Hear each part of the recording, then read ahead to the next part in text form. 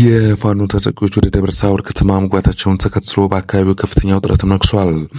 የአማራ ክልል ሰላምና ጸጥታ ቢሮ ጉዳዩ ላይ መግለጫ አውጥቷል። ኃይሉ ከተማ ውስጥ እንደ ቅቤ ቀልጧል ያለው ቢሮው ከፍተኛ ጉዳት ደርሶብኛል ማለቱም ተሰምቷል።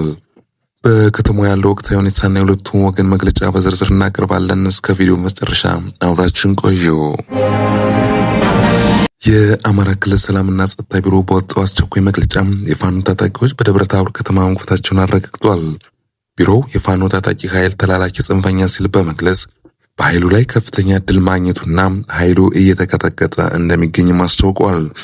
በመግለጫው ላይ እንደተመለከተው የደቡብ ጎንደር ዞን በቂ የጸጥታ መዋቅር ያልነበራቸው ወረዳዎች የህዝብ ተቋማትን እያወደመ ፎቶ እየተነሳ ሲሸል ሲፎክር እየሰነበቱ ጽንፈኛ ኃይል ደብረ ታቦር ከተማ ላይ ተመሳሳይ ድርጊት ለመፈጸም ዘው ብሎ ገብቶ መውጫ አጥቶ ከዛው እንደ ቅቤ ቀልጦ ቀርቷልም ብለዋል።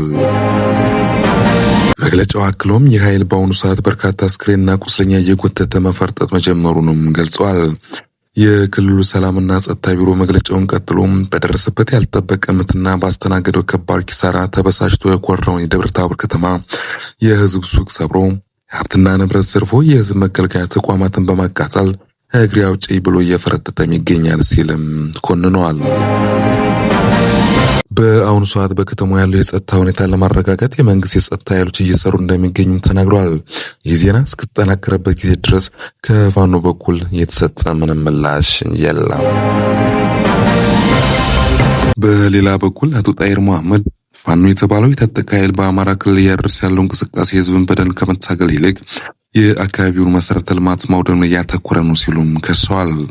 ጣይር ባስተላለፉት መልእክት የፋኖ ኃይሎች የፖለቲካ ዓላማ አለን፣ ህዝባችን በደል ደርሶበታል የሚለውን ሰበብ በመጠቀም የትውልድ መንደራቸው መሰረተ ልማት እያቃጠሉና እየዘረፉ መሆኑንም ገልጸዋል።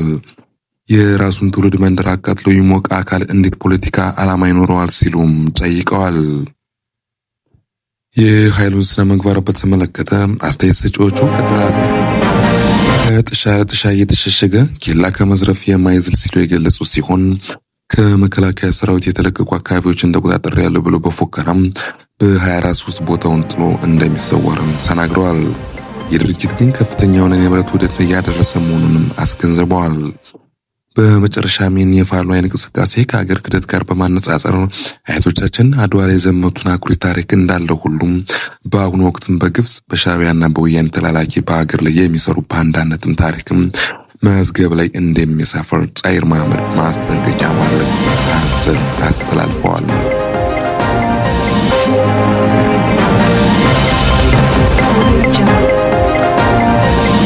ከውጭ በካናዳ ታሪክ ውስጥ ጥቁር ጠባሳ ሆኖ የሚቀር አሰቃቂ ጥቃት ተፈጽሟል። በብሪቲሽ ኮሎምቢያ ግዛት በሚገኝ ታምብለር ሪጅ ላይ በሁለተኛ ደረጃ ትምህርት ቤት አንድ ተኳሽ በከፈተው ጥቃት 10 ሰዎች ሕይወታቸውን አሳጥቷል። ይህ ጥቃት ዝም ብሎ ተኩስ አይደለም። በካናዳ ላለፉት 10 ዓመታት ታይቶ የማይታወቅ እልቂት ነውም ተብሏል። ጥቃት አድራሹም ራሱን አጥፍቶ ተገኝቷልም ተብሏል። ዛሬ በቪዲዮአችን ይህ ክስተት እንዴት ሊፈጸም ቻለም? የተጎጂዎች ሁኔታስ ምን ይመስላል? የፖሊስ ምርመራስ ምን ላይ ደርሷል? የሚሉትን እንደሚከተለው እናቀርባለን። ክስተቱ የተከሰተው በትናንትናው ዕለት እንደ አውሮፓውያን አቆጣጠር የካቲት 10 2026 ከሰዓት በኋላ ነው። የሮያል ካናዲያን ትራምፕ ፖሊስ በአካባቢው ሁለተኛ ደረጃ ትምህርት ቤት ንቁ ተኳሽ መኖሩን ጥሪም ደርሶታል። ፖሊሶቹ በጥሪው መሰረት በ2 ደቂቃ ውስጥ ቢደርሱም ጉዳቱን አስቀድሞ መፈጸሙን ተናግረዋል። በትምህርት ቤት ውስጥ ፖሊሶቹ በደረሱበት ቅጽበት 6 አስክሬኖች በትምህርት ቤት ውስጥ ተገኝተዋልም ተብሏል። 7ኛዋ ተጎጂ ወደ ሆስፒታል የተወሰደች ሕይወትም አልፏልም ተብሏል። ፖሊሶቹ ጥቃቱን ከመረመሩም በኋላ ከትምህርት ቤቱ አጠገብ ባለው የመኖሪያ ቤት 2 ተጨማሪ አስክሬኖችን ማግኝተዋል። ይህ መኖሪያ ቤት ከጥቃት አድራሹ ጋር ቀጥተኛ ግንኙነት እንዳለውም ይታመናልም ተብሏል። ይህ ጥቃት በከተማዋ ለነበሩ ሰዎችም ከፍተኛ ድንጋጤ መፍጠሩም ነው የተነገረው።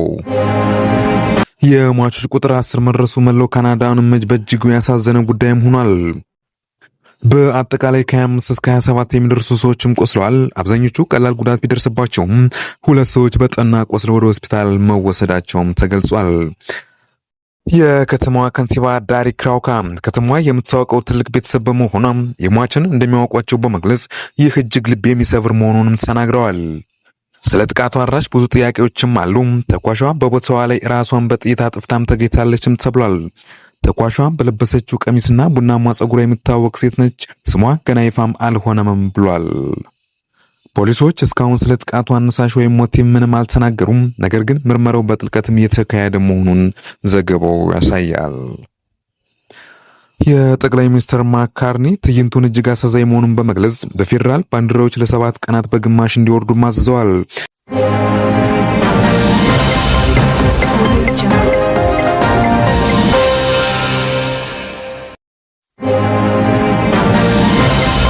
ይህ ጥቃት በካናዳ ታሪክ እጅግ አሰቃቂ ትምህርት ቤት ጥቃት ነው ተብሏል። ይህም እንደ አውሮፓውያን አቆጣጠር በ1989 በሞንትሪያል ከተፈጸመው የኢኮል ፖሊቴክኒክ በኋላ የከፋ ነው ተብሏል።